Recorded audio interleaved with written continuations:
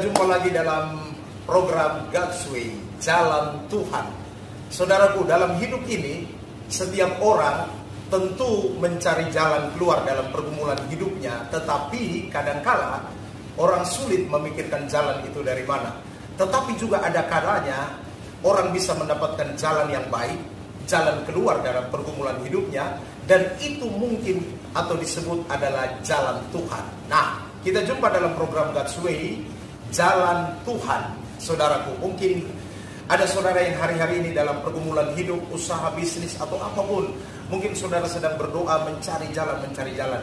Tapi Yesus berkata, akulah jalan. Nah, hari ini saya bersama tamu saya istimewa, Pak Jo. Shalom Pak Jo. Shalom. Apa kabar? Luar biasa. Wah, luar biasa ya. Ketemu Pak Max ini harus semangat. Oh, kita harus semangat selalu buat Tuhan. Nah, kita ketemu di sela-sela selesai pelayanan hari ini ya.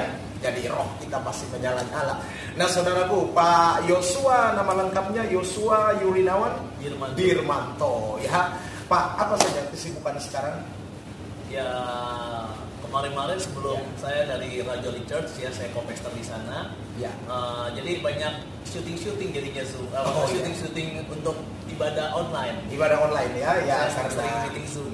Oh iya, baik. Karena situasi hari-hari ini ya tidak memungkinkan kita selalu ada dalam pertemuan besar, dan baik, intinya tetap beraktivitas kan, berkarya juga dalam hal-hal yang bisa dikerjakan kan Pak Jo, walaupun dalam dunia pelayanan atau juga dalam usaha yang lain bisa kita kembangkan, kita kerjakan Pak Jo.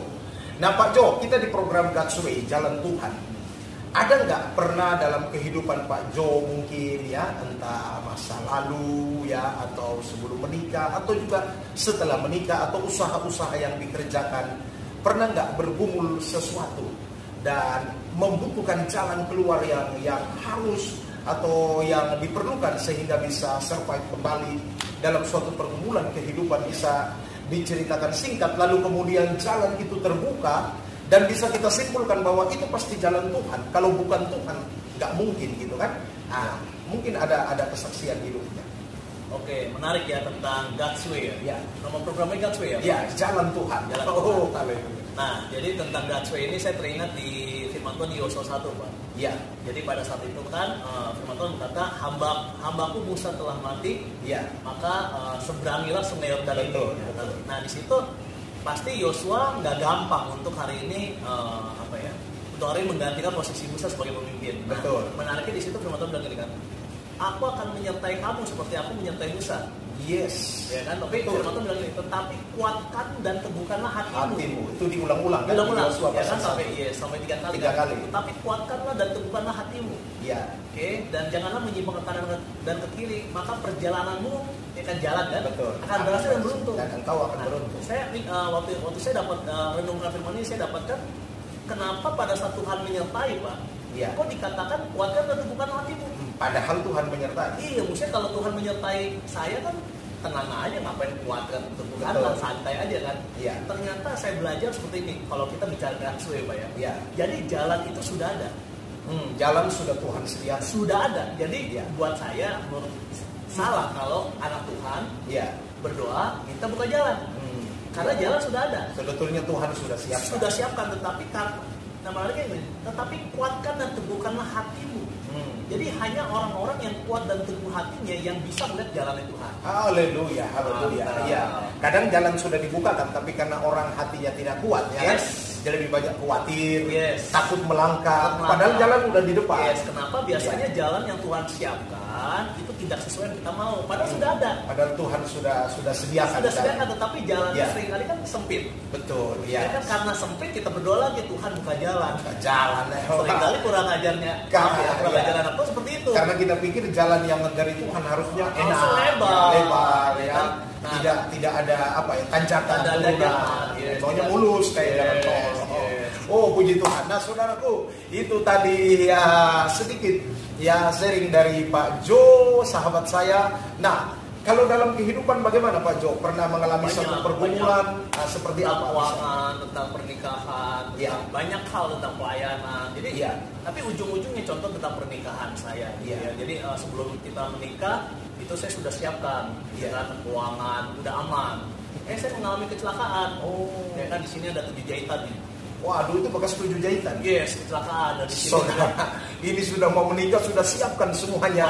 Tuhan izinkan ada kecelakaan. Nah, jadi terus bagaimana? Ini dagu juga bolong gitu, di sini jahit segala macam. Jadi saya pikir saya percaya maksudnya ini bukan maunya Tuhan gitu ya. Tapi di sini saya udah ada plan gitu kan, udah plan segala macam plannya. Dan sebenarnya apa yang Tuhan hari ini izinkan dalam hidup saya semuanya, karena kutip setelah itu Tuhan sudah banyak buka jalan.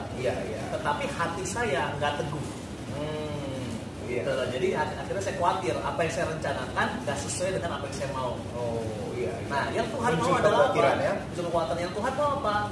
Saya dan calon saya waktu itu gitu ya, sekarang dia sudah jadi istri saya, lebih dekat lagi kepada Tuhan, kuatkan dan teguhkanlah hati, kuatkan dan teguhkanlah hati kita, supaya kita tahu jalan yang Tuhan sudah siapkan. Gitu Pak. Jadi abis itu ya banyak sekali jalan yang Tuhan sudah siapkan dalam hidup kita ternyata. Gitu. Tapi seringkali karena kekhawatiran kita nggak ngeliat jalan, dan kita sibuk mencari jalan. Itu ya, makanya itu sebabnya kita perlu percaya ya, kuatkan hati kita juga, supaya kita dengan mudah juga bisa lihat jalan yang sudah Tuhan usahakan. Nah, dari setelah peristiwa itu, tapi kemudian akhirnya pernikahan bisa diadakan. Sudah diadakan, dan tanda kutip apa yang kita mau terjadi, tetapi dengan caranya Tuhan. Dengan caranya Tuhan, itu yang kita sebut God's way, jalannya Tuhan, ya kan? Jadi akhirnya kadang di luar pemahaman betul, dan akhirnya Tuhan bukan pernikahannya yang terutama, bukan pestanya, bukan persiapannya, tapi di situ saya dapetin adalah apa? Tuhan menyertai saya. Puji Tuhan. Tapi sulit Pak, kalau hari ini kita tidak bergantung kepada Tuhan, sulit percaya kalau Tuhan menyertai saya.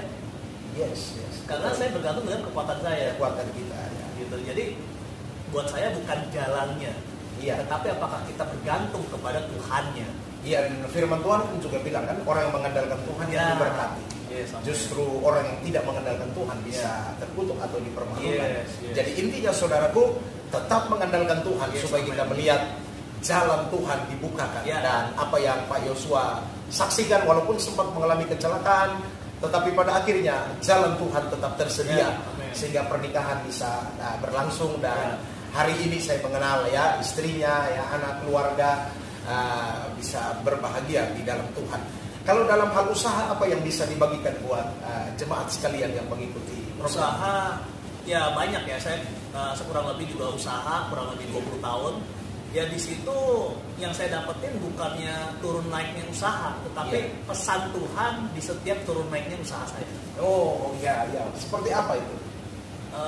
Ya banyak contoh lagi corona kayak gini kan. Seperti gitu, situasi hari-hari ini gitu loh. Kalau orang melihat ini hari ini tantangan, buat saya kesempatan menolong orang lebih banyak punya income dengan usaha saya. Kesempatan menolong orang lebih banyak menaikkan imun tubuh dengan produk saya. Produk-produk yang disiapkan hari-hari ini.